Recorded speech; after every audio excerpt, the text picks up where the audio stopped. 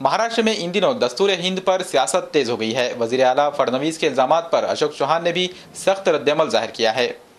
यौम जमहूरिया के मौके पर कांग्रेस ने दस्तूर बचाओ रैली निकाली थी। इस रैली के फौरी बाद बीजेपी ने भी दस्तूर पर एक रैली निकाली और कांग्रेस की रैली पर तनकीद भी की।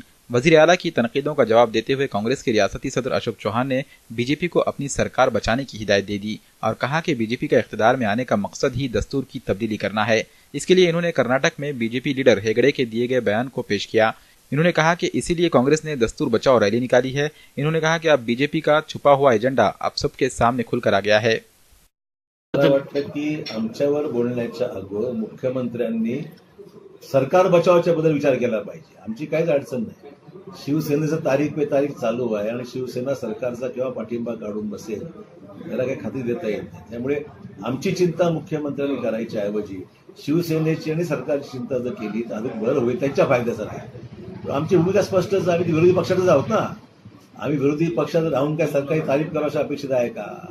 सरकार ज्या पद्धतीने गेल्या 4 वर्षांमध्ये सरकारची भूमिका आहे, आपल्या संविधानाच्या संदर्भामध्ये सरकारची असलेली एकंदरीत मानसिकता, संविधानामध्ये असलेल्या तरतुदी, एकतर मागासवर्गीय, अल्पसंख्याक या सर्वांच्या एकंदरीत याच्याबद्दल असलेली त्यांची अनास्था, सरकारी सगळे कार्यक्रम जे आहेत समाजाच्या विशिष्ट वर्गासाठीच हे सुरू आहे आणि समाजामध्ये एका प्रकारची फूट आणि जातीय एकंदरीत सलोखा बिघडवण्याचं काम जे या सरकारने सुरू केलेलं आहे निवडणुका डोळ्यासमोर ठेवून त्याला प्रत्युत्तर आम्ही जरूर देऊ। कारण आमचं इच्छा भारत जोडो आमची भूमिका आहे।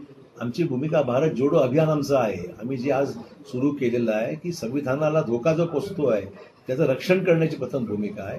संविधान वाचतं तर देश वाचेल आणि देश वाचला तर सर्वांचं सर्वसामान्य माणसाचं कल्याण होईल। त्या भाजपवाल्यांच्या हातात सगळ्या ज्या गोष्टी जर गेल्या तर देशाचं प्रचंड नुकसान होईल आणि म्हणून देशातील सर्व विरोधी पक्ष एकत्र आला। देशामध्ये कुठला जातीय भेद नाही, वर्ण भेद नाहीये, सगळ्या गोष्टी बाजूला सारून आम्ही सर्व भारतीय आहोत या एकच भूमिकेतून देशाचं रक्षण झालं पाहिजे, संविधानाची अंमलबजावणी तंतोतंत झाली पाहिजे आणि ते करत नाहीये सरकार। म्हणून आम्हाला संविधान बचाव रॅली ही काल काढावी लागली।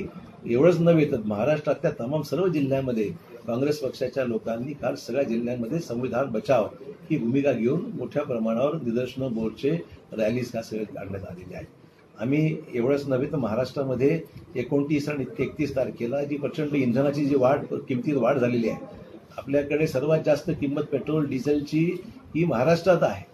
म्हणजे आंतरराष्ट्रीय बाजारपेठेमध्ये क्रूड ऑइलचा किमती कमी झाल्या असताना सुद्धा सरकार जी लूट चालू केलेली आहे, लोकांच्या खिशातून पैसे काढायचे आणि सरकारची तिजोरी भरण्याचा कार्यक्रम जो सुरू आहे तो सामान्य माणसाला अतिशय झळ पोचणारा आहे।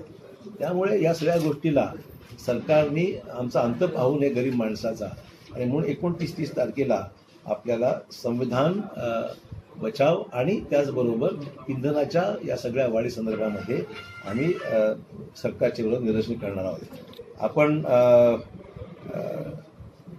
आपण कर्नाटकामध्ये हेगडेंचं आपण वक्तव्य ऐकलं असेल तिथल्या मंत्र्यांचं।